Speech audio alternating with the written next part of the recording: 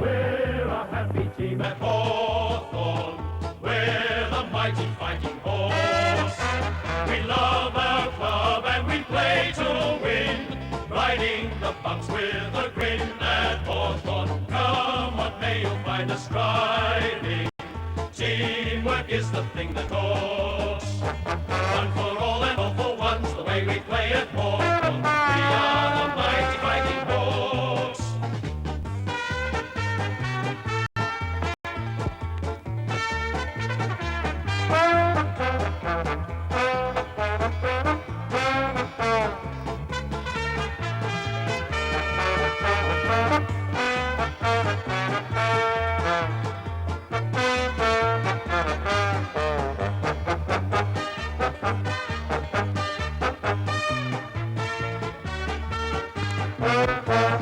We're a happy team at Hawthorn. We're the mighty fighting horse. This is Hawthorn Football Club as they are today. Indisputably one of the most powerful and successful teams of modern times. But the road to the top from humble beginnings has been a long, hard haul against the odds. This is the story of how the club that just wouldn't give up clawed their way to the top.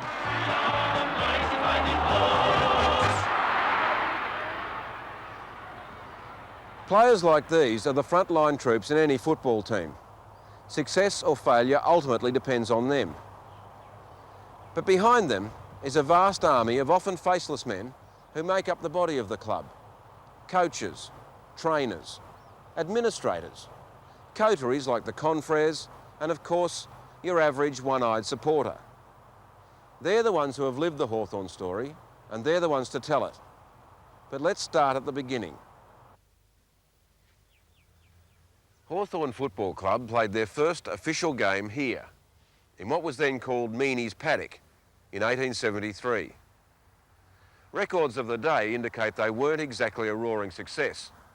In fact, against some of the stronger sides, they were often allowed to field a few extra men, just to even things up. It seemed they were destined to languish in the junior grades forever, just a struggling team from a new suburb out in the sticks.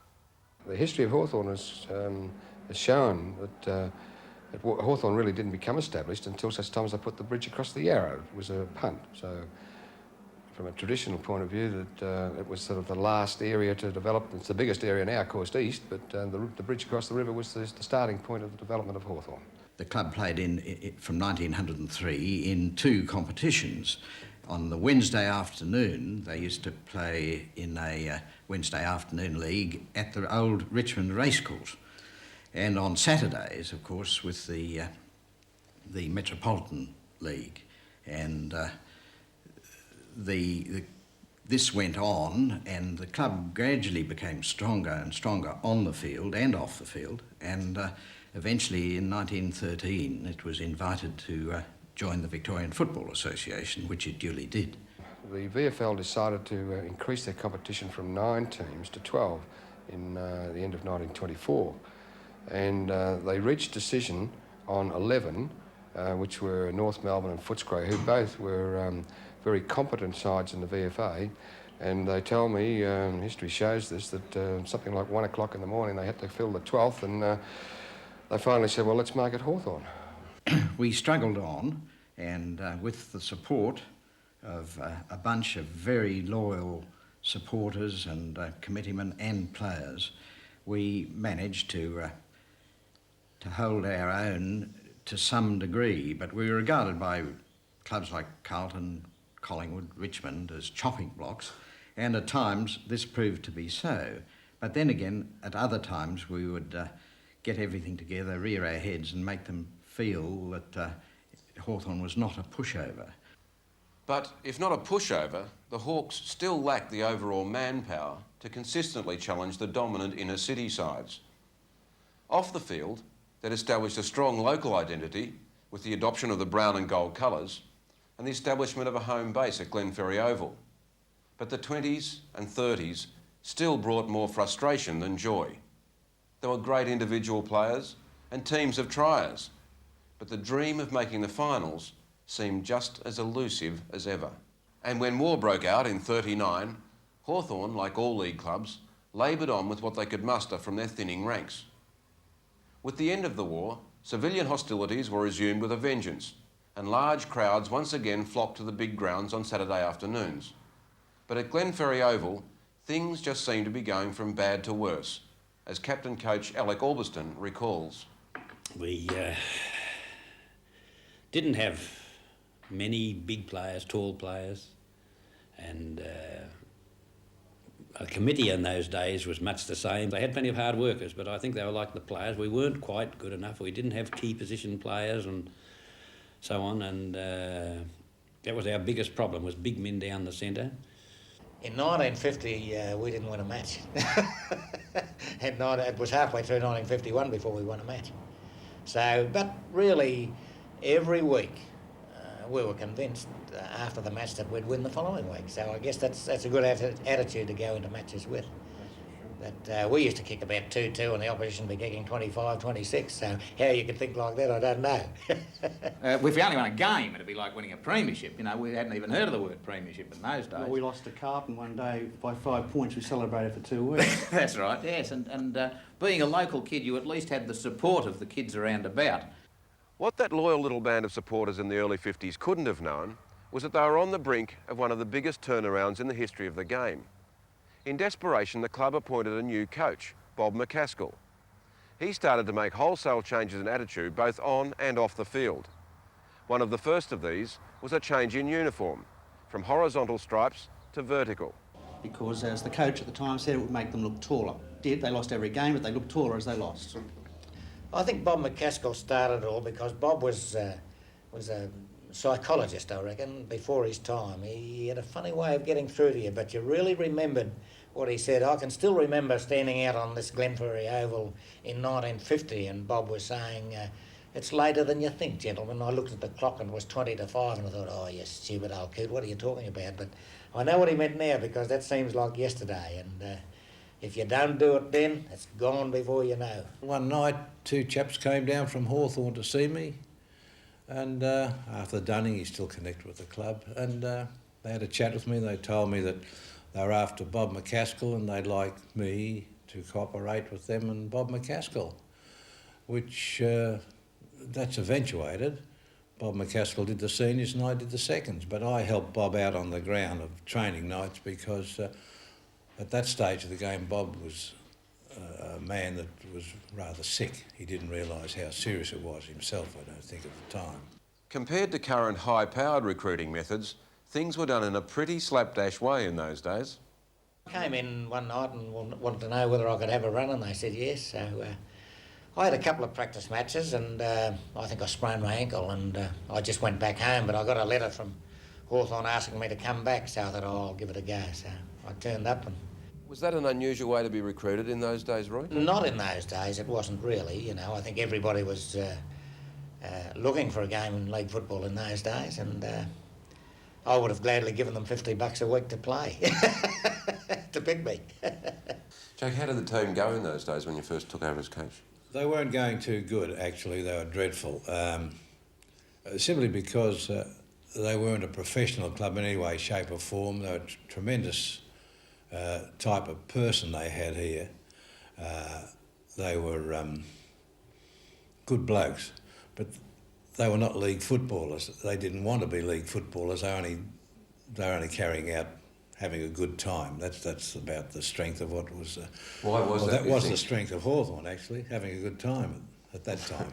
Jack was a very, very forceful man as far as coaches were concerned. He considered we were all girl guides here at Hawthorn when he first came here, and he set about eliminating that side of our play, that you know, we'd come in here and want a bit of a band-aid stuck on a scratch or something like that. So Jack wouldn't let you do any of that. He said, you stay out there until you drop. And I think that taught us to be a pretty tough side. We recruited fellas like John Kennedy, Graham Arthur, Roy Simmons, John O'Mahony, and I think possibly the biggest influence that anybody had on the club, and I don't think he ever appreciated or realised what it was a chap named Candles Thompson who came from Adelaide. And he was 6'6", I think it'd be about his height, But it was the first time Hawthorn had ever had anybody of any note from an interstate club. And he created tremendous amount of interest in the district. And then we gradually encouraged kids to come down and watch us train, and we always threw them a football to have a kick before the big fellas had a kick, and that consequently created interest in them, plus their parents had to bring the kids down to watch the football, and that, I think that was the development, or the start of the development of the Hawthorn Football Club. When Candles Thompson played his first game, the stands at Glenferrie Oval were packed, something no one could remember ever happening before. And the local kids signified their support in a simple and novel way. They carried a candle in their top pocket. The gamble on the playing field was starting to pay off, with the emergence of a new breed of young players, including a rather scruffy lad named John Kennedy. I played on Tom Morrow, who was in the back pocket. No, I'm sorry, he was in the forward pocket and I was in the back pocket. And I remember the ball coming down and I ran out to meet it in the first couple of minutes of the game, and somebody behind called out, "Leave it," and I left it. It was Tom Morrow, and he turned around and kicked a goal. That's lesson number one. John was the most untidy footballer you ever seen in your life. And he always had a hole in his sock somehow or other on the back of the calf. All John had was desperation and a desire to win. And it was that desperation and desire which the Hawthorn Club never had until Kennedy actually came here. Bob McCaskill and Jack Hale coached while I was playing, and both of them had an enormous influence on me, because I think I was a pretty impressionable person, and Bob was first, and the first person that you meet is always a great influence. And Jack also followed Bob and was a great influence. In fact, he's been more of an influence on me in later life than I realised. He perhaps influenced me more than I realised at the time in football. John was a great captain and a great leader, and you know, would do anything for the team and you to help you be a better player in the side. The fight to sign up those better players was often as big a battle of tactics as anything that went on the field.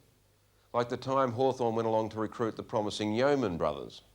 The Bill Newton, who was the old secretary at the time, he came up to sign them up. But Richmond had been up ahead of them, Jack Dyer and company, and they'd offered £50 for Mum and Dad to let the boys go to Richmond.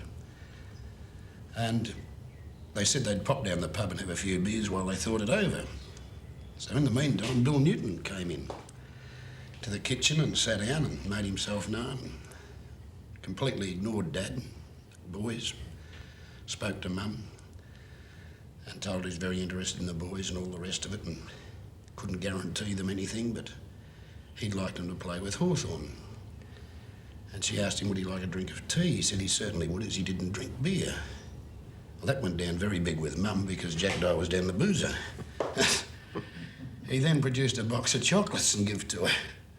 And Bill sat down and had a cup of afternoon tea with scones and praised Mum's scones and what a beautiful lady she was, and he hoped that the boys could come to Hawthorn. And she said, "I have no doubt that they will, Mr. Newton. They'll sign now because those other chaps drink."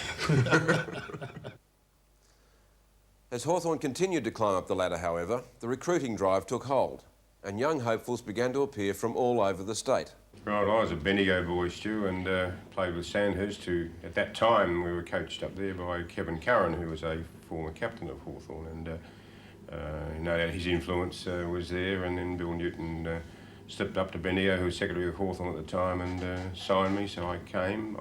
I felt it was the club that was on the surge at that time, I suppose. We've heard about Candles Thompson and with previous people speaking about Hawthorn in those days. Well, he set Hawthorn alight in publicity, and you know, I just had the feeling that they were going somewhere, and I was glad we made that decision. I made that decision. I think Graham Arthur's one of the best players that I have ever seen. A great contender. I think he could do almost anything that a footballer was required to do. He was a good defender and a good attacker. John, as a player, what was the highlight of your career? Well, I guess the best part was when we knew we'd made the finals in '57, because we hadn't made the finals ever before. And I remember after we beat Essendon in 1957 at Hawthorn, I remember running off the ground with Roy Simmons together. We sprinted off the ground yelling at one another, "We're in." 1957 was the great year under John Kennedy as captain and Jack Hale as coach, when we made the VFL finals for the first time ever. And we played Carlton in the first semi-final, and I always remember that day because at half-time the heavens opened, and after half-time the MCG looked like a skating rink. The hail was thick. Towards the half-forward line for Hawthorn, but they're still in at Hawthorn, and Carlton are still fighting back. Little McGuinness gets possession, turns around Sullivan, trying to find a teammate there, McGuinness. McGuinness gets it, drives down towards centre half forward. There aren't very many players down that end of the ground, I might tell you, at this stage. And the mark there taken by Gary Young. Now Gary Young would be at centre half forward. Kicking against the wind.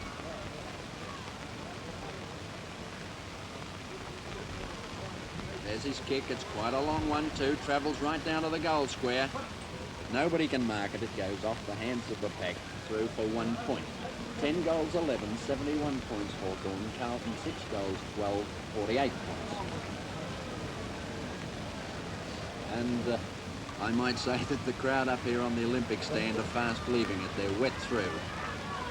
Oh, and almost a free kick there to hands from the kick-off.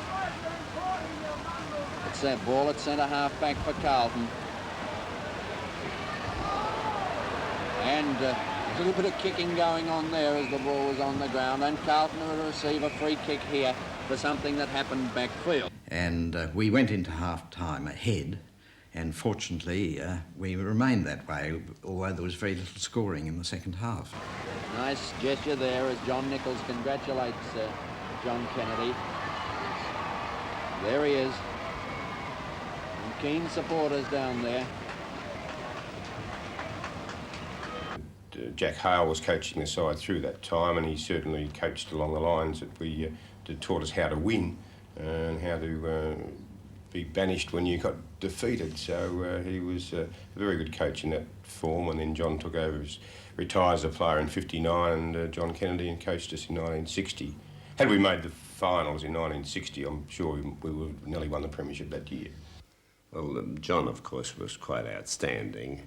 He was initially himself a fitness fanatic, and he never really expected the players to do any more training than he was prepared to do himself.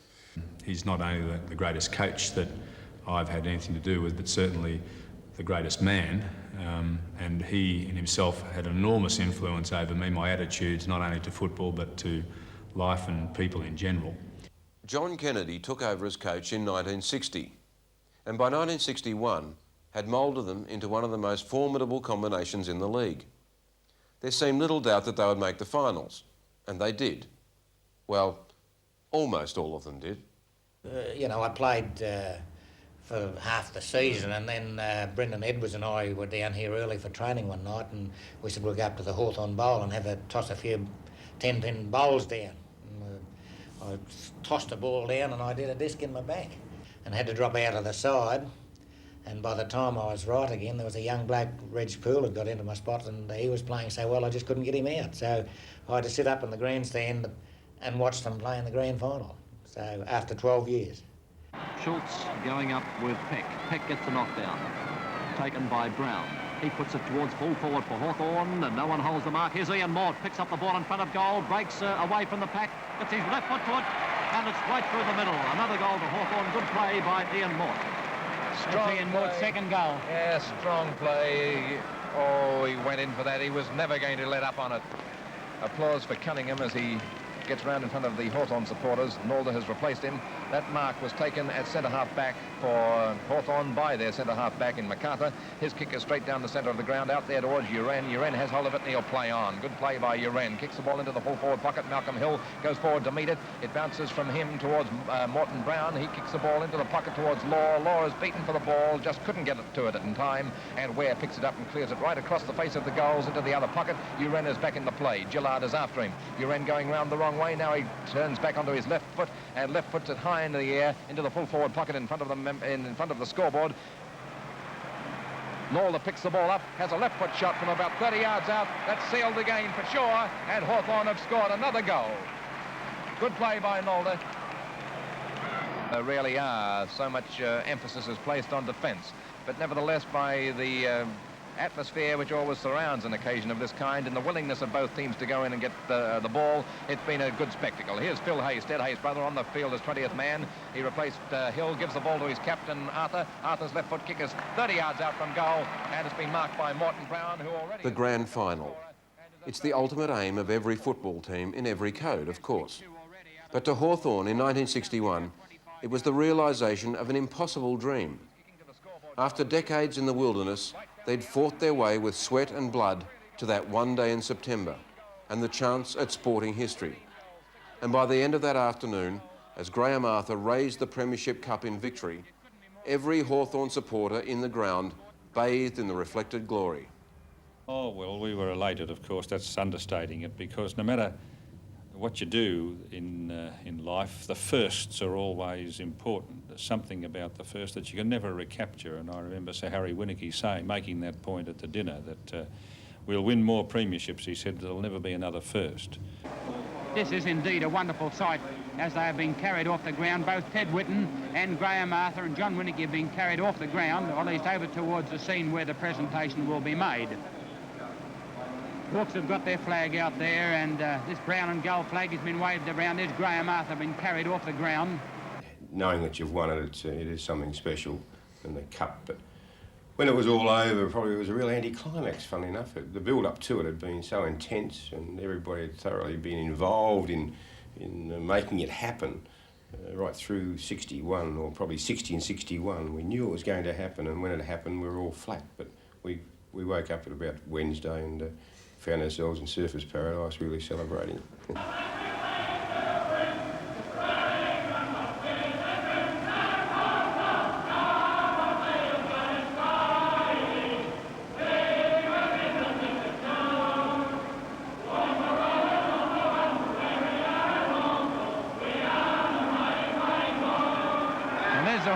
Song sung by the Hawthorn players in the middle of the ground. That's the first time I've ever seen or heard that done in the middle of the Melbourne ground after a game, and it's a wonderful thrill. First premiership to be won by his club. Graham, congratulations.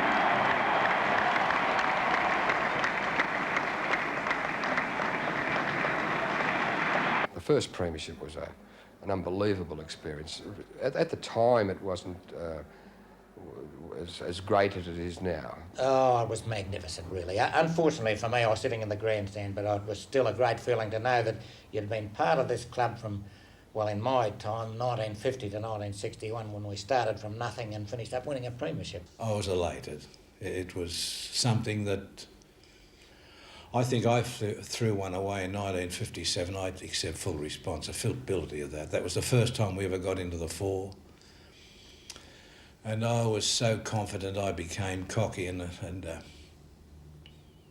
I regret it ever since, but 61 made up for it. This is the Hawthorn Football Club Social Club, which was opened by the then president, Dr. Sandy Ferguson, in 1963. It forms a vital part of the social life of the club and is unique in that Hawthorn is the only football club to own their own social premises. It's here that the great triumphs of the past 22 years have been celebrated, and it's here that we'll continue to celebrate the great triumphs of the future.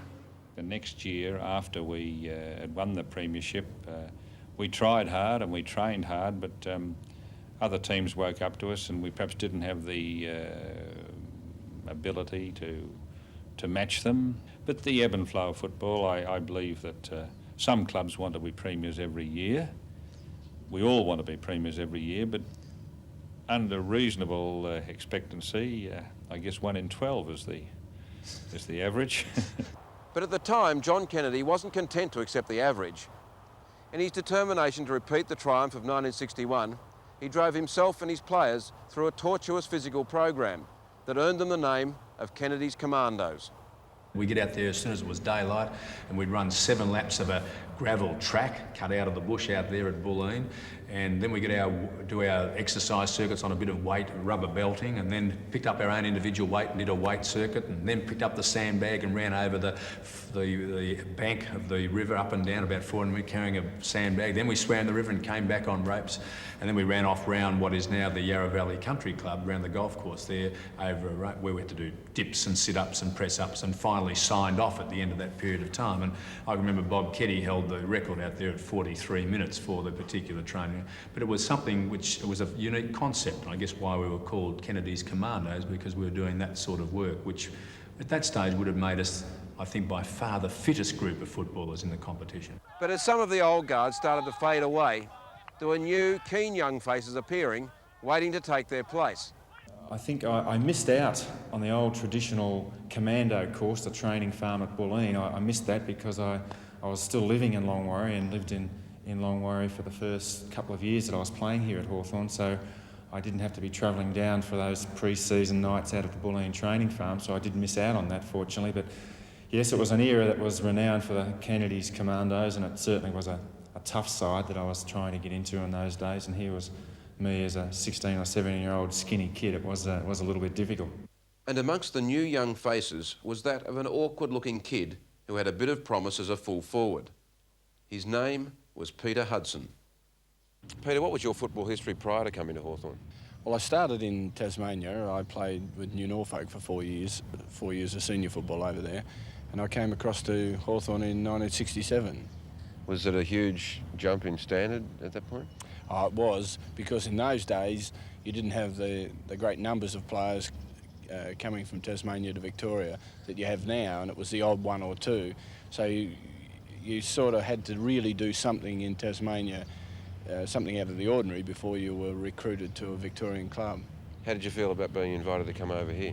I was delighted, because it was a big thing, and I watched Hawthorn very closely, and there were a lot of young players here in those days, Peter Crimmins, Bob Keddy, those sort of players that were around the club, and the club looked to me to have a good future. And when I came over, I had very much in my mind the thought of eventually playing in a Hawthorn premiership side, and it took from 67 to 71, but it was worth the wait. Hudson was a genius.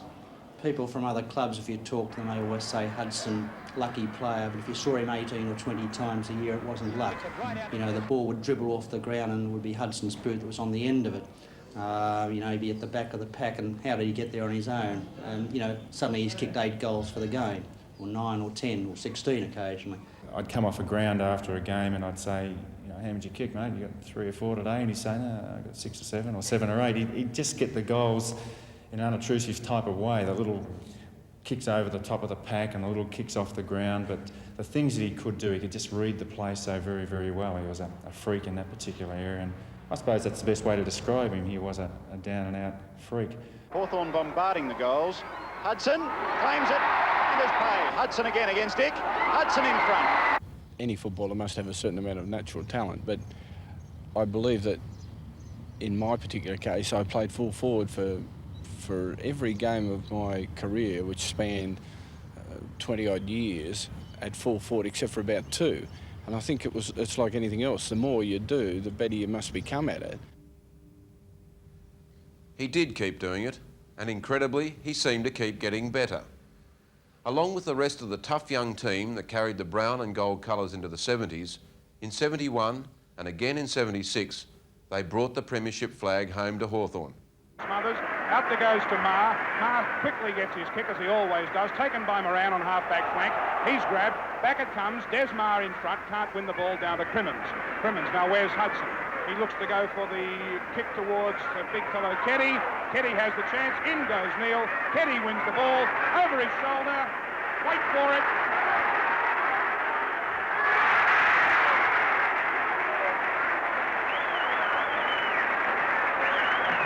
Well, what do you know? But back it comes once again. Up to the centre wing, and there's the score. And Hawthorn are premiers. Look at John Kennedy, the Hawthorn coach. And a jubilant Hawthorn side. Little Crimmins, Mathews. But while the 70s brought enormous success, they were also a time of change for the club. First was the break from the Hawks' traditional home ground at Glenferrie Oval. We had some doubts about the future of this ground because we could never get more than about 20,000 people here. So at the end of 1973, we got one of our committeemen, Harry McCurry, to do a survey of the future of the ground. And arising out of that, we decided we should move. Relocation at Princess Park proved to be a great success. But then at the end of the triumphant 76 season, after over 20 years of service and 3 premierships, the legendary John Kennedy retired as coach, to be replaced by David Parkin. Parko introduced a new era, I think, at Hawthorn and also into league football, and that word statistics. He's a very big statistician, Parko, and he puts a lot of time and effort into the theoretical side of the game. You know, Kanga was pretty basic, not necessarily fire and brimstone, but very basic, you know, get the ball and get over and help, and you know, competitive work, all that type of thing. That was what it all revolved around, and also the honour and glory of playing and representing the club, and honour and glory of putting on a Hawthorn jumper. But Parko introduced a lot of skills to the club, I think. We became a more skillful side, and I still believe now that he's by far the best and most prepared coach that I've ever played under. It was an academic type of coach in a lot of ways. He'd certainly come through the John Kennedy School, but of course David, being a physical education lecturer and a teacher, was sort of terribly well organised, used a lot of people for different training techniques and different intra-club, I should say, competitions amongst groups of players, and a lot of written dossiers to the players, and a lot of observing and watching of sort of videotape highlights. So, you know, David was into that, but he was a successful coach too, both at Hawthorn and of course elsewhere later on. Courage is a quality that Hawthorn expects in all its players, but none ever showed more than a brilliant little rover called Peter Crimmins. Peter was a marvellous player. For his size and shape, he had all the ability and the guts and the tenacity and all the cheek that you want in a small player. The Hawthorn right back in it as in comes Minot and Scott wins another one. Martello, down it goes to Hudson and Lawrence. Downfield they come. Well done, Colin. Peter Crimmins. Crimmins kicks up the ground. He'll shoot for goal and put it through. Beautiful play by the vice-captain. He's a very much loved person, a real personality around the place, and of course Peter's life and loss of life in the finish was an absolute tragedy to this club. He was an incredibly skillful player and tough little player for his size, really courageous, and I suppose when he passed away, the events leading up to that just typify the type of guy that he was. Peter was just one of those great little footballer, but also had the ability off the field to link everybody around the club. Was was on good terms with virtually everybody, the young players, the older players, everybody. When Peter Crimmins lost his long battle against cancer, supporters from all clubs turned out to honour him at a special charity match. As a man and as a player, he stood for a quiet courage that, for a moment, transcended team rivalry. Perhaps no player has exemplified the Hawthorn of recent years more than the chunky forward they called Lethal Leigh. My first actual taste of league football, I got a game on the interchange bench, which was 19th or 20th man then, it wasn't interchange, the MCG against Melbourne, and I got on about the last 5 minutes. Hawthorn had the match well won, and they sort of just gave me a run. Right, so what was your first real game as a player? Well, the following week I got a game here at the Glenferrie Oval against North Melbourne, and so that was my first full senior game. Here's Mathews, I think too far out to score for the little fellow, but he's put a long, beautiful kick in. It is a goal.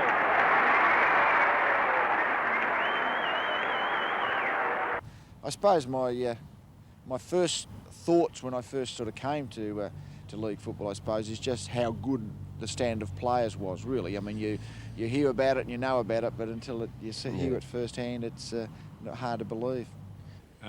You're probably the greatest player that maybe the VFL seen, not only Hawthorn has seen, and when you Leigh's shape and size to be able to do the things that he's done over that period of time is just quite a remarkable feat. Tough and brilliant and capable of producing when it was most needed too. Harry Moore from behind gets front position and loses it, but Martello on the second grab held the mark. Right next to him there was Bremner. They nearly spoiled it, and Martello finds with a good pass Tuck. Tuck to Polkinghorn. He can go across to Rawlings, and he does. Hawthorn in possession. Too late, Schimmelbusch getting on the scene. Sun in the eyes of Moncrief there, who lost it. Good handball, an attacking one out towards Hendry of Hawthorn. Picks it up close to the line, gets it back infield to Mathews, who steadies and lines up and goes. Good play, Hendry, and good kicking from Mathews, who puts through his third. I think the coaching of John Kennedy has come through very strongly in a person such as David Parkin. I think that John Kennedy and Allan Jeans are very much alike, and I would say that they've had a big bearing on one another in their coaching careers. When I did accept the Hawthorn position, traditionally they've been a side that always went and got the ball and put an enormous amount of pressure on the player that had the ball. I believed I could improve them in the skill area, and that's what I really worked on when I came here. O'Halloran blocking his path. Wood goes without it. He's played a shocker, Brian Wood. Whipped away by Mew, onto Kennedy, finding Ede unmarked, scintillating football Hawthorn. Wallace 30 metres in the clear at half forward, goes for goal. How do you beat it?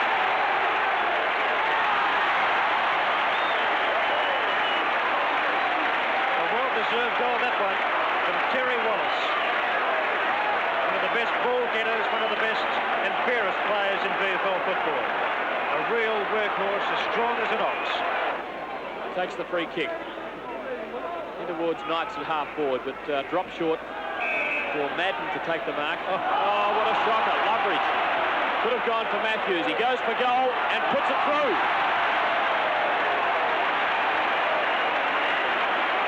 His second goal.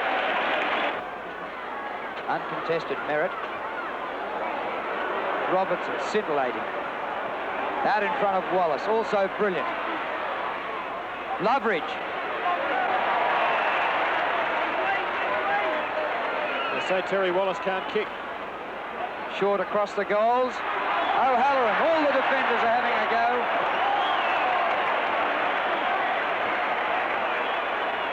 It's great to see O'Halloran kick a goal in the grand final. He's been dogged with injury. And Allan Jeans, I think, directing traffic outside for the people going home more than on field.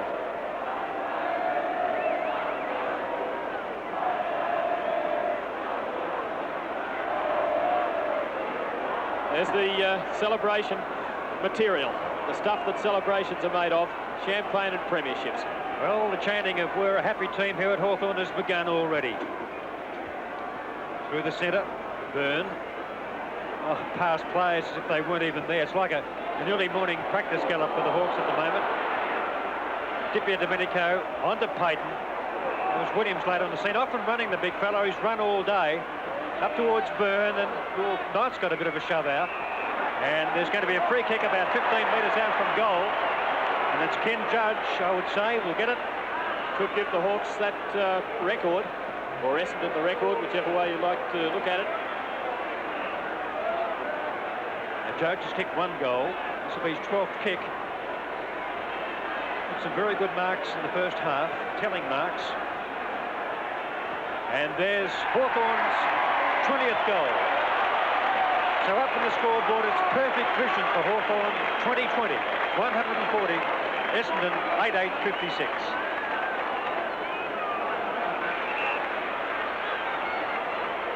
Points the margin. The record is still Hawthorn's at this very moment. Ede paddles, and the ball goes out of bounds. And there's the siren. Hawthorn are premiers.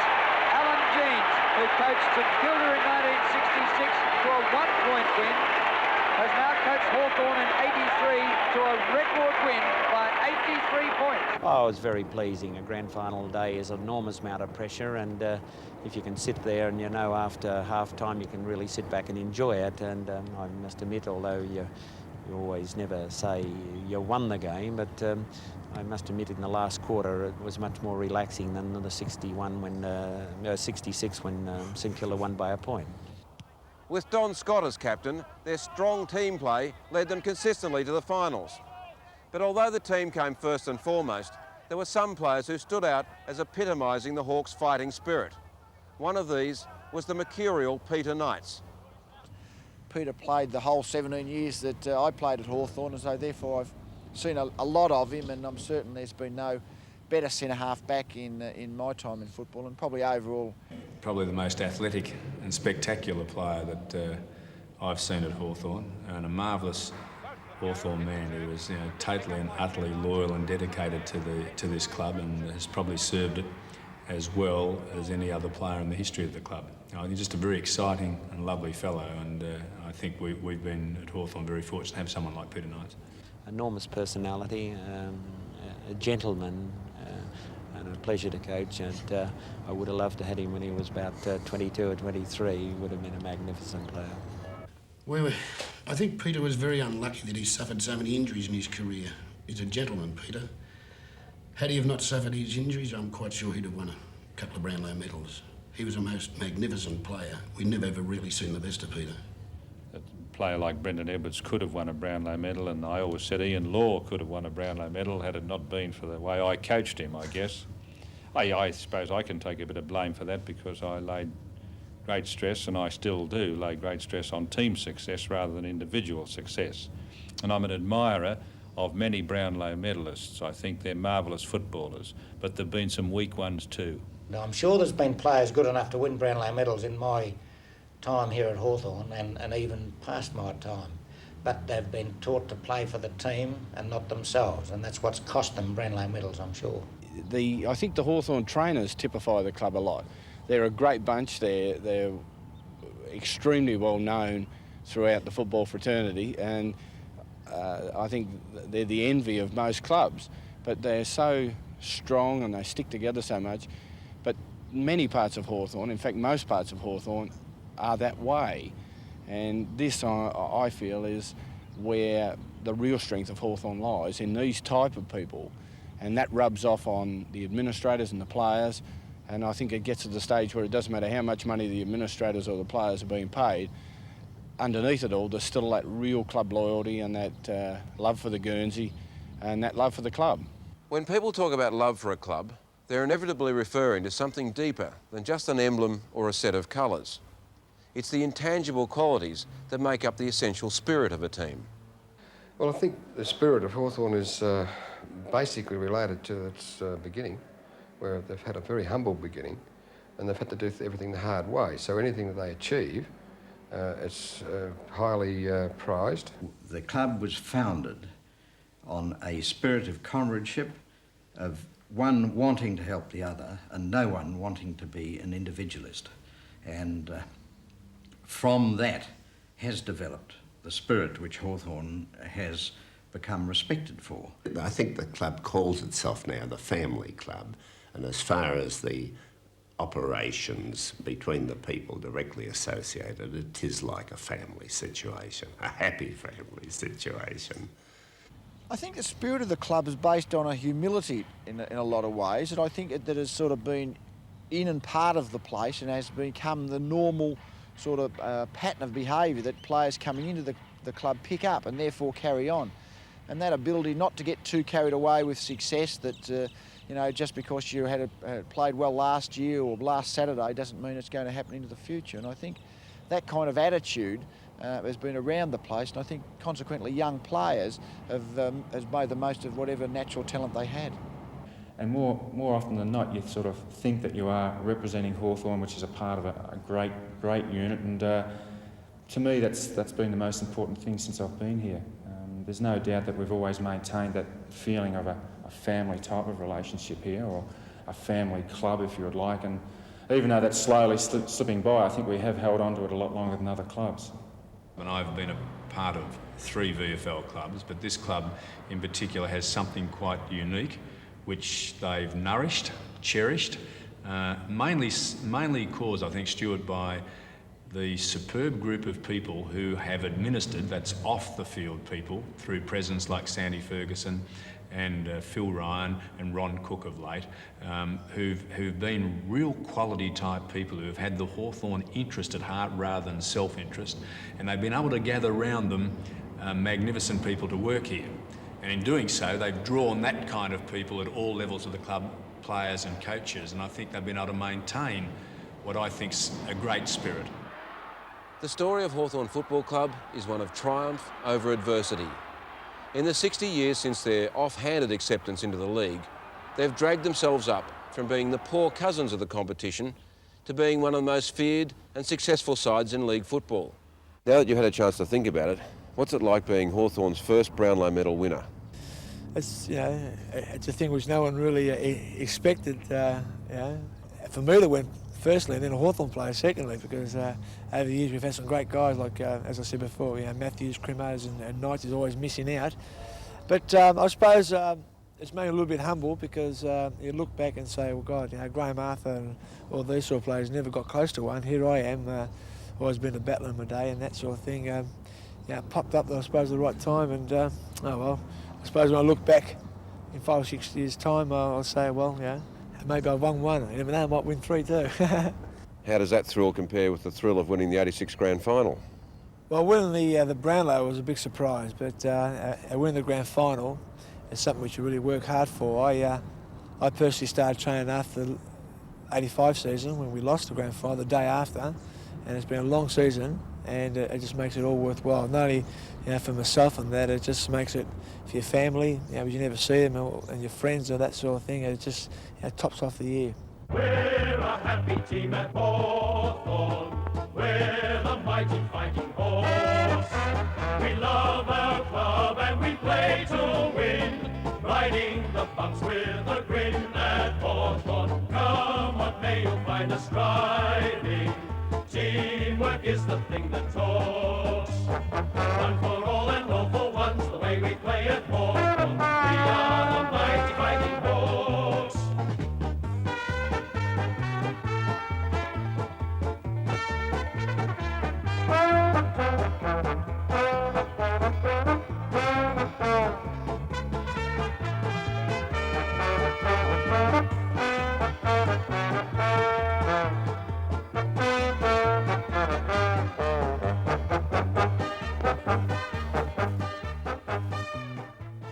Well, a lot of the press thought we wouldn't even make the 5, let alone play off in the grand final. And then we went along, won the night grand final, and then we came out the day grand final and won that. And so it's really been a sensational year for me personally, and a big thrill for me too. How does it feel holding that cup up? Oh, it was very good actually. When the players lifted me up in the centre of the ground, it was just as big a thrill too, because they were really happy for me, and I was very happy for them too, because it was such a relief after winning it, because after the last couple of years, if we had lost, it would have been a shocker, but we didn't lose, and that's the main thing. In 1986, which would prove to be the last year of true VFL football, Hawthorn had its most successful year yet. We won the Foster's Cup night competition. We also won the Dr. McClellan Trophy for the most successful club for the season. And we put the icing on the cake on that one day in September by winning the big one, the 1986 grand final, to put our 6th cup over there in the social club. We went on to just slide home against Subiaco, who were the West Australian Football League premiers, to win what is regarded as the Australian Club Championships. As Ron Cook was heard to say, the only thing we haven't won is the Tiddlywinks. When does that start? I have no sense of humour now being defeated, and I'm exhilarated all the time in seeing the club being successful. We expect success now. Years ago, we had a win, and that was a premiership, but I'm exhilarated all the time by the success of the club. Football's not a funny game, and there's a lot of people say that football is a matter of life and death. I think it's a lot more serious than that. We're a happy team at Hawthorn. We're the mighty fighting horse. We love our club and we play to win, riding the bumps with a grin at Hawthorn. Come what may, you'll find us striving.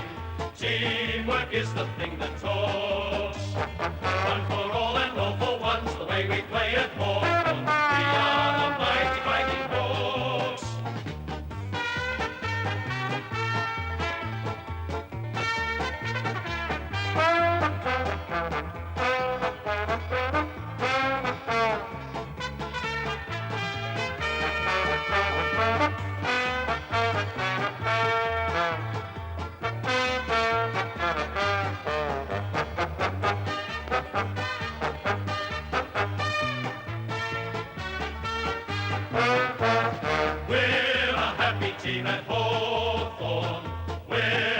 mighty fighting horse. We love our club and we play to win, riding the bumps with a grin at Hawthorn. Come what may, you'll find us striving. Teamwork is the thing that talks. One for all and all for one's the way we play at Hawthorn. We are the mighty fighting horse. In the land of the Southern Cross, I'm my own man, my own boss. Proud and I let it show, Australian, and the whole world knows. No matter where I got my start, my soul is here, and so's my heart. I made my home and I'll do my part. In the land of the Southern Cross, hey! There's a fear in the land of the Southern Cross, the whole world knows my name. Everywhere you go, the feeling shows.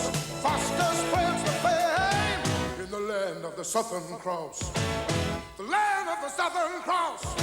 There's a fear in the land of the Southern Cross.